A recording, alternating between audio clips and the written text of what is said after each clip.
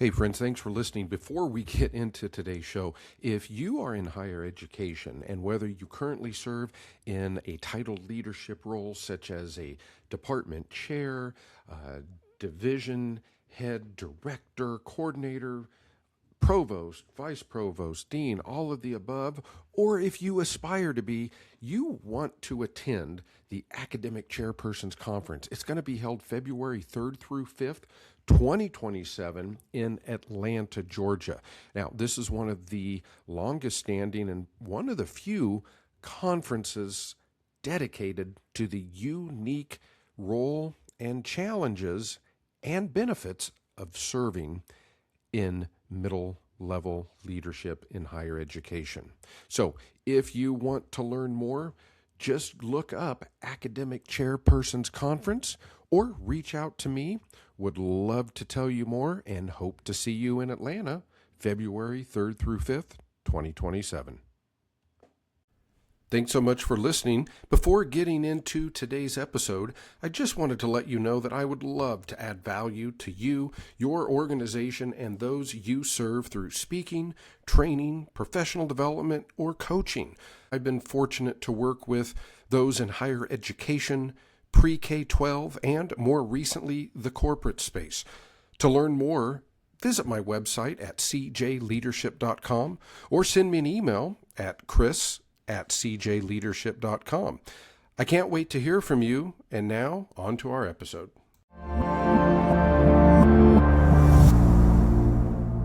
Welcome back, friends, to the Department Chair Leadership Podcast. You know, I'm always so grateful when you take time out of your busy schedule to not only improve yourself as a leader, but also the overall organization that you're serving. Always excited for guests. Today, I am extra excited to be joined by Adriana Leigh, an award-winning international changemaker and thought leader, and the founder of and principal consultant at ALG Consulting.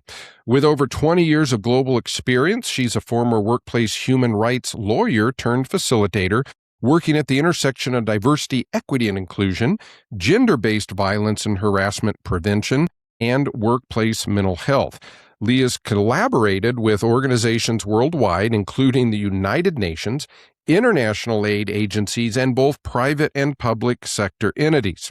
Her approach is distinguished by its blend of heart, humor, and deep subject matter expertise, and she aims to build safe, respectful, inclusive, and human-centered workplaces. Recognized for her transformative work, Leigh has been featured by World Pulse as one of the 21 women leaders to watch and has received the CREA Global Award for her contributions to sustainability and mental health. She currently lives in Montreal, Canada. Adriana, welcome to the show. How are you doing?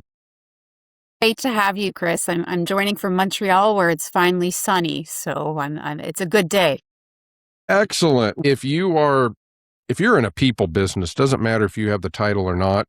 If you go to work someplace every day and it involves other humans, you're gonna leave this podcast better than you started. I connected with Adriana's wonderful work from her most recent book called Trauma Sensitivity at Work: How to Lead Safe, Inclusive Teams. We're going to put that link and all the other good things in the show notes. So, Adriana, let's just start. Why don't you give our listeners, our viewers, a little overview of your work to define trauma sensitivity and why it's so important, maybe more than ever now in the workplace? Thanks so much, Chris. And great to be here. So in terms of what I do, I like to tell folks, preface this by saying I'm a recovering human rights lawyer, which partly is informed my book, as you may know, Chris. So don't blame me. I was a lawyer, not anymore, but it informs all of my work. So I like to say now that I'm a trauma-sensitive organizational strategist, I'd like to say, and an author now, and a speaker and more of a facilitator. So as you said, my work does sit in an interesting intersection of leadership practice, diversity, equity, and inclusion. I have a lot of expertise working, as you had mentioned, on gender-based violence prevention, which is where trauma sensitivity really came into the fore in my work. And, I work a lot now on workplace culture and policy. And my path as a recovering lawyer turned facilitator is translating what can be these kind of difficult, nebulous concepts and policies into practice, and particularly what we know about our nervous systems into practical tools that can help leaders, because I think that's needed, as you mentioned, more than ever. So that's really been the crux of a lot of my work. And I do a lot of work on policies, but that's often the easy part, Chris, right? You can write a good policy. And the difficult part for leaders, particularly maybe the leaders listening, is implementation and how to make that real in the everyday reality you face. How do you take a complaint from somebody on your team and implement that policy when you are a leader stressed with your own issues? So that kind of leads me a bit to your question about the why now. Maybe what I'll start first is ground folks in what trauma sensitivity is, because people who are new to this concept may be afraid of the term trauma. They may want to ground in definitions. Academic leaders always like a good definition, right? So I'll start with that, Chris. So what I said in the book is that trauma sensitivity is really about understanding the potential impacts of trauma on behavior and well-being, including our own, and then responding to those impacts with greater care, clarity, and intention. And what I want to note is that this is not clinical work. My book, as you know, is not about diagnosing. It's not about leaders becoming therapists, so don't worry, leaders. That's one question I get. It's about developing the capacity to pause, notice, and ask, what does, say, a person on this team need right now, rather than sprinting to judgment? So I would say a trauma-sensitive department is one where people feel welcome, safe, and empowered to control. So this is not soft. This is operational. And that's my key message here. This is not a soft skill. This is actually a core competency we're missing. And here's the why now. A WHO statistic notes that at least 70% of us experience some form of trauma in our lives. And we know trauma is a spectrum from the big T's, the small T's, and everything in between. And this means, Chris, that it's already in every room that you're listening. Right? So if we think about this, and at 70%, I would argue, Chris, is an understatement. It's based on self-reporting, and our lack of education means we don't necessarily all know what we're dealing with. So all this to say, let's all assume we've got something we bring with us to work as leaders, as team members. And so for me, trauma-sensitive leadership is not a niche well-being program. It's a core competency gap for leaders that I believe is costing organizations, not just a belief. There's research that substantiates it's costing organizations is ways that we're measuring, but we're not necessarily naming correctly yet. So turnover, conflict, burnout, things that I mention in my book, disengagement, they're culture problems, but they're also nervous system problems that shape the underlying culture. So I would say trauma sensitivity is very connected to this concept of psychological safety, but it's almost an underpinning that makes that happen. Because a nervous system in your team, in your leaders, will shape the culture and it'll ripple out from there. So this is why I think the why now is so important. And as we know, your leaders know, it goes without saying, we're dealing with a chronic uncertainty, I'm sure, in the academic departments that many of the leaders lead. There's a pressure to perform with many of the academic chairs I've worked with to be correct. You manage up, you manage down. You're managing different levels, the institutional change, faculty, administration, students, it's all coming up. So your nervous system is activated more than ever, and so is your team's. So more than ever, I believe trauma sensitivity is a missing piece of this culture change puzzle. Wow, so much to unpack, Adriana. I think it's so true. It's so true. You said it's costing your organization. What really hit me, and I've seen, obviously, in your book, that World Health Organization statistic, and as somebody, we talked about this before we went live, as somebody that has worked in the public school system or the K-12 system in the U.S. And continues to train teachers, what hit me is it's more than 70%. But again, I just keep coming back to that. When we train teachers, we use the children in front of our teacher saying, this is in front of you, right? Whether it's trauma, whether it's kids that unfortunately might have gone hungry the night before, etc. And so I also like, and thank you for saying it, is I'll just call it out. Sometimes people think that this is that touchy-feely stuff. This is not soft. And I would go the other way if we're using those words. This is hard work. And having Yes. we're going to talk about trauma, not in a way that maybe makes people uncomfortable or is, violating their, what they want to keep confidential. But Right. as a leader, if you are training leaders, if I were to bring you to the educational leader factory, right? So whether it's department chairs you've worked with, you also have worked with those in the K-12 space, what would you tell them if you were to do, the elevator speech, an elevator, you got in an elevator with a bunch of new educational leaders and we're going up to the 12th floor. Yeah. Why is this so important? And why I don't think you can lead people if you Without don't it. understand this. Because most of the I'll just say problems, and I don't mean that in a bad way, but most of the things you're going to address, Right. some of the hurdles, some of the barriers are tied to this. What would you tell those leaders? Why is trauma in understanding it and important? And it's certainly not a soft skill. Yes. Okay, I'm going up I'm imagining myself in the elevator, right? What I like to say is, as a recovering lawyer, brevity is never my forte. I'm working on it. So, I think a few things. And one of the things I'll preface this by saying is that many educational leaders from the secondary school environment have reached out to me post-book, which has been interesting. I've worked more with the post-secondary, and many of them have said the why now, it's adding a why now to what I thought, which was, so many of them are familiar with ACEs, right? They're familiar with adverse childhood experiences, and many of them have dealt with those impacts in the populations they serve. What I've noticed is a key gap that keeps coming up is that we don't tend to deal with the impact of those ACEs and the impact of the culture internally with the educators themselves. So many leaders have come to me burnt out or talking to me about, we can call it toxic culture, we can call it culture issues that I've, intervened on a lot of teams about, which has led to a lot of turnover, a lot of burnout. And now, if we say why now in the elevator, I'll tell them it's chronic. You'll see if you look at the statistics of the rates of burnout, the rates of turnover, the budget cuts that many departments are facing now are causing chronic levels of stress responses that are unprecedented. So that is leading to, if people come in with ACEs, they come in with adverse experiences, they're adding to their backpack with chronic stress that is limiting their capacity to lead and limiting the capacity to work effectively.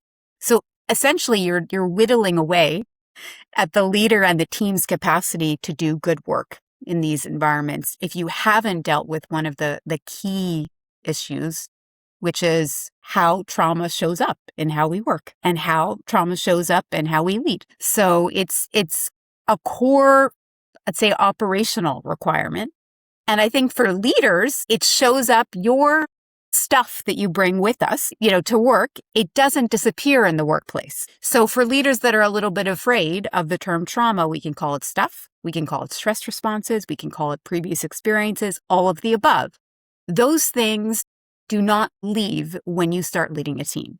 They just get expressed through your title in different ways. So micromanagement can show up. It's often a form of hypervigilance. That can be a trauma response. Conflict avoidance can often be a trauma response. Overwork culture, it can be unprocessed drive from your nervous system. So all of these things I'm saying that we talk about in leadership without using the word trauma are connected to trauma responses. So that's why now. I love it. And the things that you said, I was actually going to ask, what are some examples? And again, I'm not nearly the expert you are, but in my own research and my own application, and that I'll just be upfront, anything I tell people that to do, I probably did it wrong. And so I will raise my hand, my You are a humble leader, score. Chris. Well, my ASA score was up there too, right? And Me I too. had to realize We talked about this, the work of Gabor Mate. If you've not read any of his books, The Myth of Normal, and you lead other people or work with other people, you need to read that. But I appreciate you said that it comes out, doesn't it? The micromanaging. Yes. You didn't say this, but I suspect this is also another trauma response is perfectionism. Big time. It's a huge one. I am a recovering perfectionist, and it's often a survival response that we have honed very well in early environments. And do you find that the other side of that coin is, I always say the same coin has perfectionism and paralysis, is that some people they want perfection, which is a myth. Now I say we can strive to be elite, we're still going to be messy. But am I off by thinking that another trait is a leader or an individual who not only says we must be perfect, but then at the same time becomes almost paralyzed to act in some ways? Maybe Yes. put things off, maybe overthinks, maybe avoids. Is there some truth to that? There is definitely truth to that. We can call it a freeze. There's actually a freeze response. I'm doing this like I'm freezing, right? Or avoidance, constant chronic avoidance. And what you might see, what pops up in teams is that there is a noticeable change in behavior. That can often be a real big signal in yourself and in others, right? It can be freezing. It can be paralysis in decision making because we know that trauma cognitively, it affects our ability to make decisions. So indecision, chronic missing of deadlines that previously weren't, disengaged people that were previously engaged. These are all flags to look out for. So I made some notes here and I want to get into this is again, if you are leading people or you are led, you read her book. It will change how you lead other humans. I am telling you. You let off early and you said if leaders truly want to create safer, more inclusive work cultures where people want to stay, they must learn and lead with a trauma-sensitive approach. Now, listeners, safer, more inclusive work culture where people want to stay. Who wouldn't want that? Wouldn't They want must that. lead with a trauma-sensitive approach. Pick up from there. I mean, that's a great statement. Yeah. What do you have to add for our educational leaders listening?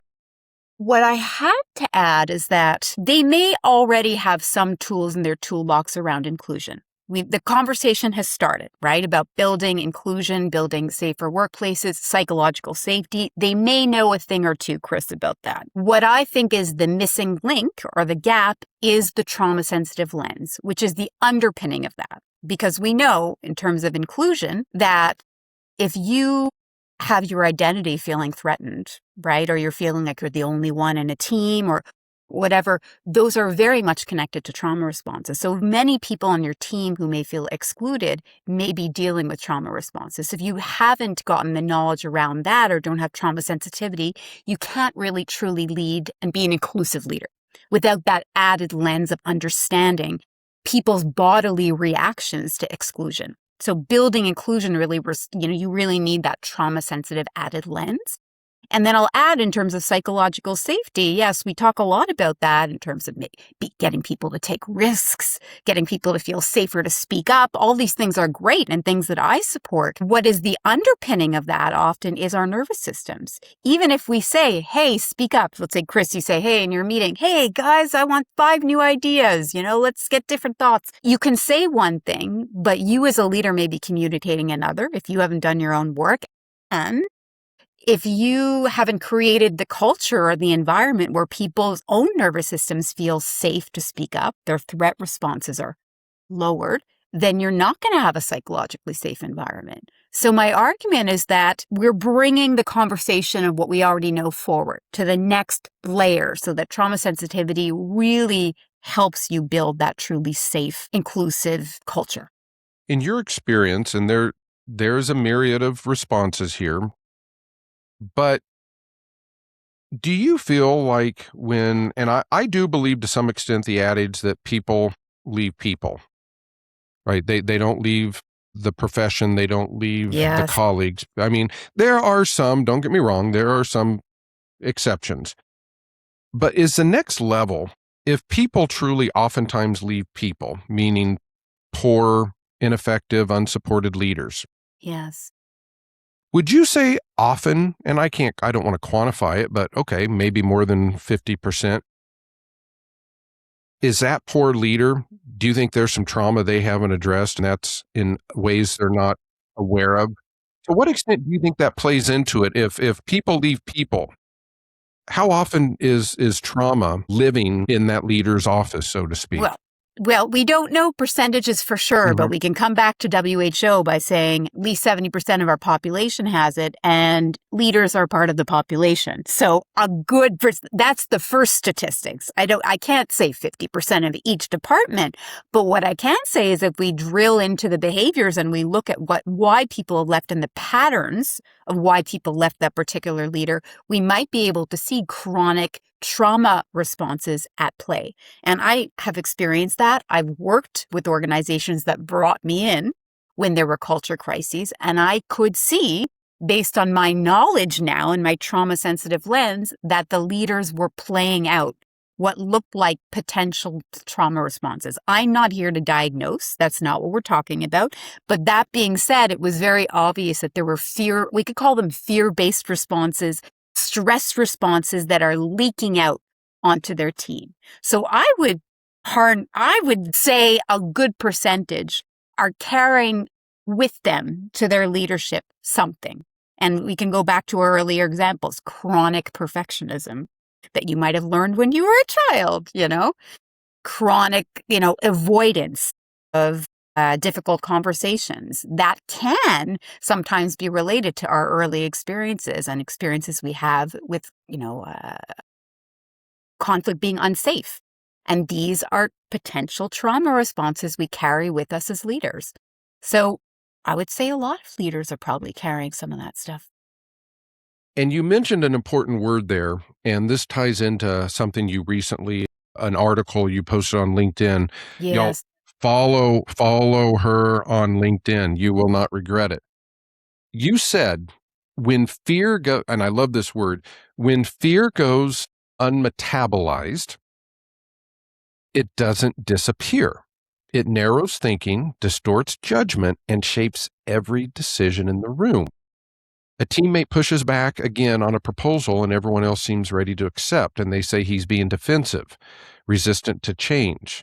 But this is happening mid restructuring. And so, why don't you expand on that? And then I believe that also ties into your 4R model, sure. right? Your Yeah, 4R model. So I love what you said. And I'm going to use that when it goes unmetabolized. I yeah, love that in this situation. yeah. Talk more about that and then share your 4R model. Sounds good. Yes, well, this was based on some recent research for those skeptics out there from McKinsey that did some really recent research on trauma-informed leadership that supported a lot of the work that is out there now. And it talks a lot about the things that are happening these days, restructuring, uncertainty, budget cuts, role uncertainty. These things are more and more the norm. Along with AI in educational institutions, it goes without saying this is another form of chronic uncertainty for many folks. And this is creating many fear responses in folks. And the idea that I was wanting to convey is that we can't avoid fear in this day and age necessarily in our workplace. What we can do is create a culture as leaders where we can help them metabolize, or process would be another word, and safely process that so that people can lead and work more effectively. If you shove it under the rug, if you don't talk about it, if you dismiss it, or you just keep going, we know that chronic turnover, burnout, etc., has been the result. So there needs to be a place for people to pause and be able to check in with each other and metabolize the strain on the team to be able to move forward more productively. So that's the main message. And one of the tools that I use in my trainings that I have developed is called the 4Rs. Because research can tell us the research, but it can't tell us what to do live every day in those thorny conversations with your team. So one of the things that is helpful, the 4Rs, I'll just say what the 4Rs are. It's regulate, recognize the context, then you respond, then you reflect on what happened. And it's a circular model. I'm happy for you to share that with the listeners afterwards. And the important part is first be able to emotionally regulate. And we can apply this as a leader internally for them to be able to slow down, take a moment to pause. And you can also apply this to a team. Give the team a moment to be able to pause and reflect and check in. That can be as simple as taking a breath. You'd be surprised how many leaders hold their breaths, including myself, and don't even breathe before speaking. That could be taking a beat and taking stock of on the team level, how the team is feeling and just doing something to ground them before a difficult conversation. Nothing too big. It can be very simple, but just taking that moment to regulate before you start to think about what you want to do next. So the next phase is recognizing the context. And you can only recognize the person in front of you, what they're dealing with, what the whole context is about once you've been able to calm yourself down. Because we know our executive function, when we're in a stress response, we think our job's on the line, we're threatened by something, restructuring. We're not going to be able to think clearly unless we've done a little bit of work to be able to regulate our nervous system. And then we're able to recognize, okay, what's really happening here? Let's say, I'll give a more concrete example. Let's say we're having a difficult team meeting. We're talking about restructuring. We want to downgrade ourselves and our nervous system first, and then we recognize the context, and we're able to recognize what's around us, who's around us, what the relationships are. And we're also able to take stock. Let's say there's a couple team members that pipe up with their own responses. You as a leader, if you're a little bit more regulated, you can then recognize the team might be dealing with something too, that you're able to recognize the context more rationally, more calmly once you regulate it. Then you can think about how you want to respond to the situation. Then you can look at different kinds of responses. So that's why I like to think it's important to take a beat before you think quickly about responding. Once you're able to regulate yourself and understand the context, you're able to understand and choose how to respond to a situation rather than react. So let's say in the team meetings, one of the members pipes up with something that you feel defensive with. You calm yourself down first. You recognize, they might be a little defensive. They might be a little afraid. And then you can figure out how you want to respond in that moment once you've gotten those tools in place. And then afterwards, you can take stock of how it worked. Reflecting is the fourth tool. It's this overlooked tool of how you are able to think about what you learned in an interaction. What worked? What worked in that meeting? What worked? What didn't work? What would I do next time? So I love that, and I encourage our leaders listening. You're going to want to pause, go back, take notes on that. That's a nice thing about listening or watching the podcast. You also talk a lot about, because I think it goes hand in hand with the culture of an organization, right? The Yes. culture, and I say culture, climate. I always, in my work, culture, climate, core values, and in my thinking and my experience, it really boils down to day to day.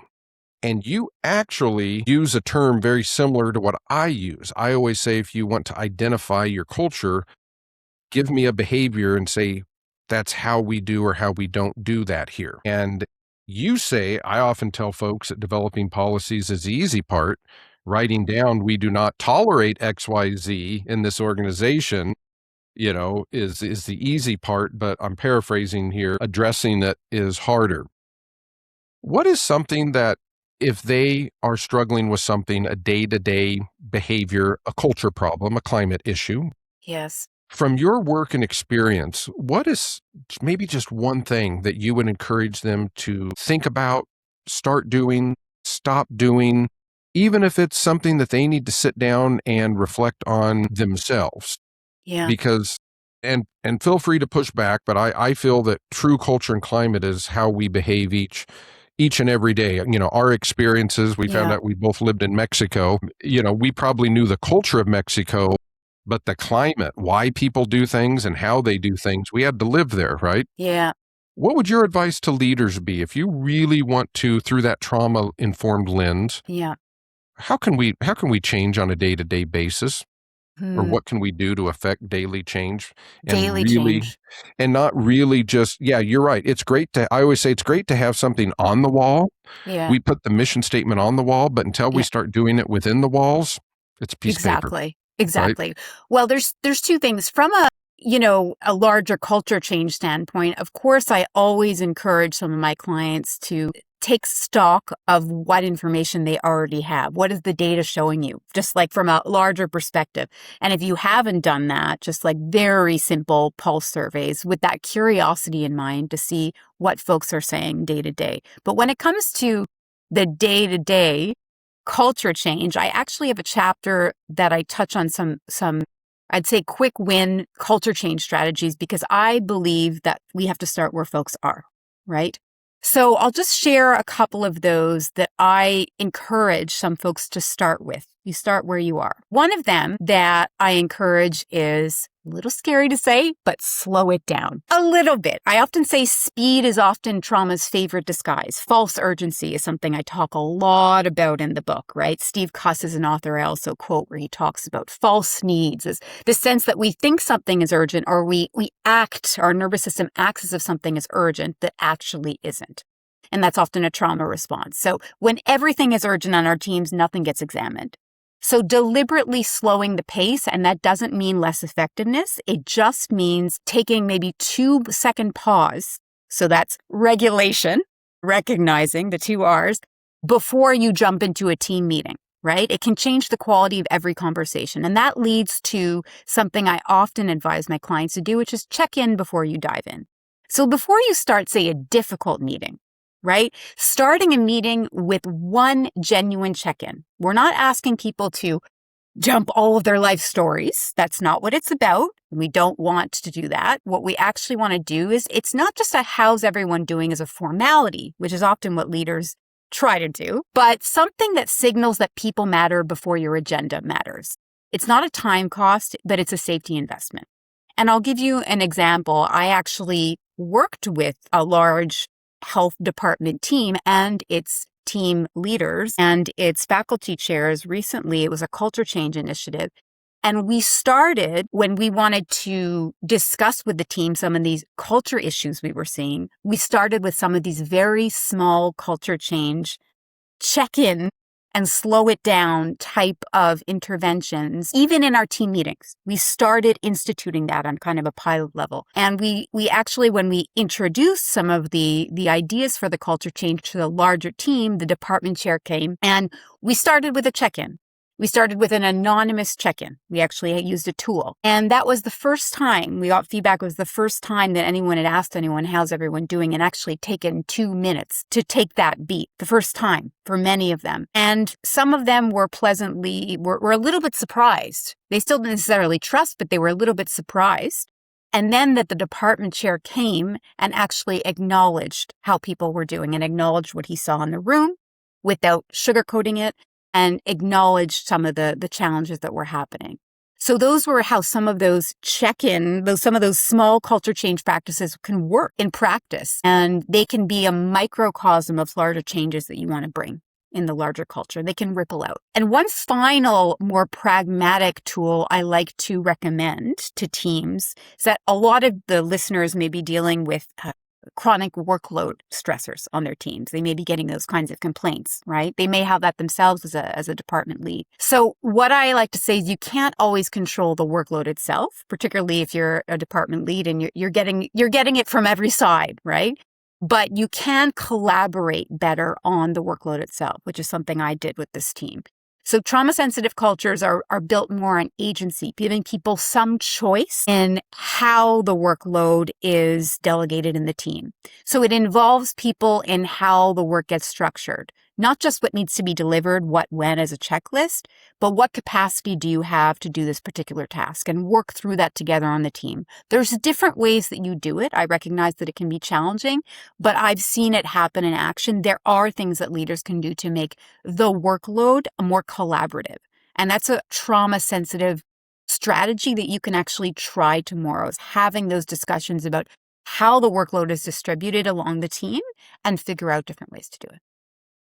Wonderful advice. Just to summarize that, I love this. Slow it down a little bit. I love that. Avoid false urgency. I'm guilty as charged. Guilty as charged. I'm also a recovering people pleaser, a recovering perfectionist.